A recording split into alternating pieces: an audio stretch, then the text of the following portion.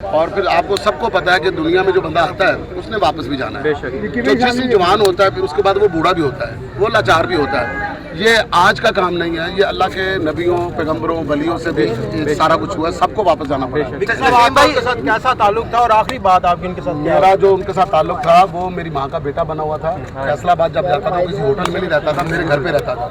آج بھی طیب اور سلمان جو ہے وہ مجھے کوئی نام سے نہیں بلاتے, مجھے چاچو کہہ کے بلاتے ہیں. اچھا, تو میرا ایسا تعلق تھا کہ ابھی بھی میں آیا ہوں, ابھی جب آپ طیب سے ملیں گے میں سامنے جاؤں گا, وہ چاچو کہے گا, یہ نہیں کہے گا کوئی آرٹسٹ آیا یا کوئی اور آیا. اچھا وکی صاحب, آپ کے بارے میں ان کی فیملی یہ کہتی ہے کہ ہم جب مشکل میں ہوتے تھے ہمیں پتا تھا, ہمارے والد صاحب نے کہا تھا کہ وکی کو پہلے کال کرنا. اتنی بانڈنگ, اتنی محبت کی وجہ کیا تھی کہ آپ ان کے ساتھ ہر لمحہ رہے؟ میں نے ایک بات بتائی نا, میری ماں کا وہ بیٹا بنا ہوا تھا. فیصلہ آباد جب بھی جاتا تھا میرے گھر پہ رہتا تھا, ہوٹل میں نہیں رہتا تھا. ابھی بھی لاسٹ دنوں میں جب انہوں نے فیصلہ آباد ڈرامہ کیا تو میرا بھائی چھوٹا جاوید اس کو اپنے کندھوں پہ اٹھا کے تھیٹر لے کر جاتا تھا اور واپس لے کر آتا تھا. وکی صاحب, جب آپ کو خبر ملی کیا جذبات تھے؟ کتنا مشکل ہوتا ہے جب اس طرح کا فنکار جس کے ساتھ آپ نے اتنا وقت گزارا ہو وہ اس دنیا فانی سے کوچ کر جائے؟ دیکھیے جی, یہ تو دنیا میں اصول ہے میرے رب العزت کا کہ آپ جس باپ کے بغیر رہ نہیں سکتے اس کو بھی اپنے ہاتھوں سے قبر میں اتارتے ہیں. جو باپ بیٹے کے بغیر نہیں رہ سکتا وہ بھی اپنے ہاتھوں سے قبر میں اتارتا ہے. سوشل میڈیا پر خبریں یہ ہیں کہ ان کی آخری زندگی بڑی مشکل گزری, کو پوچھنے والا نہیں تھا. اس میں صداقت ہے یا کیا کہنا چاہتے ہیں؟ دیکھیے یہ جو سوال ہے نا, مجھے اس پہ بڑی تکلیف ہوتی ہے جب ہم نا ایک دوسرے کو الزام تراشی شروع کر دیتے ہیں.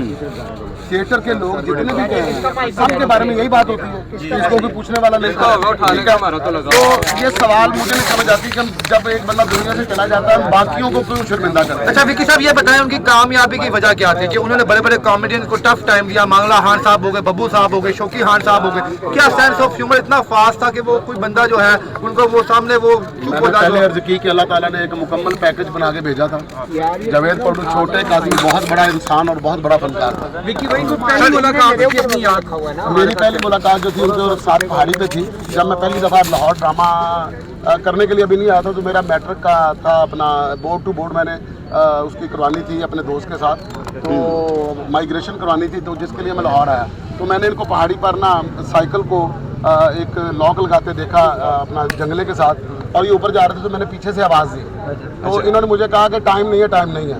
ٹھیک ہے, پھر اس کے بعد میں جب میری ان کے ساتھ اپنا ڈرامے میں کام ہوا, میرا بھائی بن گیا, پھر میں ان کو بہت چھیڑتا تھا کہ ٹائم نہیں ہے. اس وقت مجھے کہہ رہے تھے ٹائم نہیں ہے تو میں دونوں ہاتھ پکڑ لیتا تھا. پکڑ کے میں کہتا ماروں, کہتا ہے الوا میں تیرا بڑا پرا ہوں.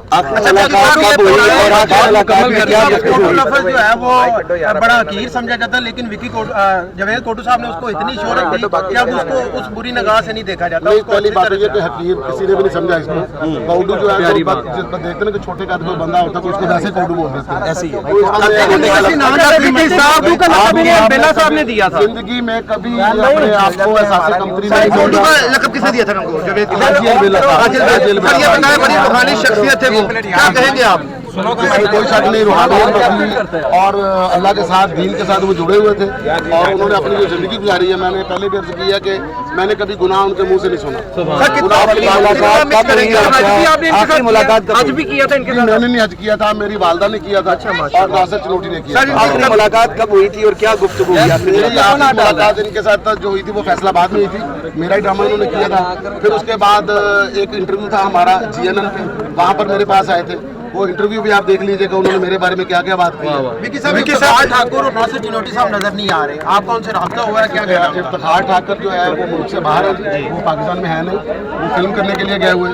تو اپنا ناصر چنوٹی بھی آ جائیں گے یا تو اپنا. اچھا وکی صاحب, ظفری خان صاحب سے کافی ان کی تنقید بھی ہوئی, انہوں نے پروگرام میں کہا بھی ظفری صاحب بھی نظر نہیں آ رہے. کیا آپس میں رنجشیں ہوتی ہیں کہ اس موقع پر بھی نہ آیا جائے؟ کس کے ساتھ رنجش نہیں ہوتی؟